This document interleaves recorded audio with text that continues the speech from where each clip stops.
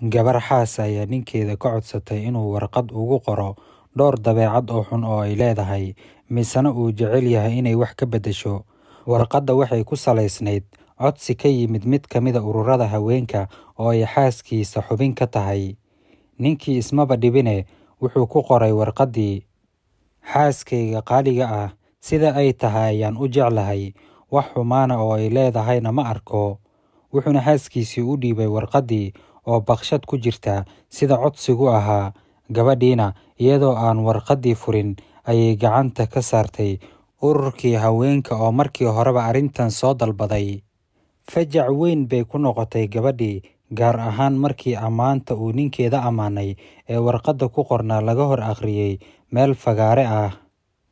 Maalintii xigtay, ninkii oo shaqada ka yimid ayaa arkay xaaskiisii oo albaabka guriga taagan, gacantana ku sidata ubax, waxayna ku soo dhoweysay farxad iyo jawi deggan.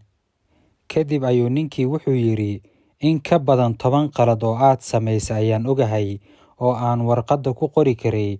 Waxaanse ogaa in daawadu aanay ahayn inaan sheego qaladaadka.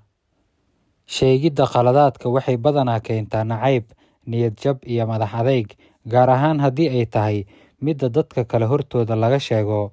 Dhanka kale, ammaanta iyo ka mahadnaqa wanaagga waxay keenaan jacayl iyo farxad.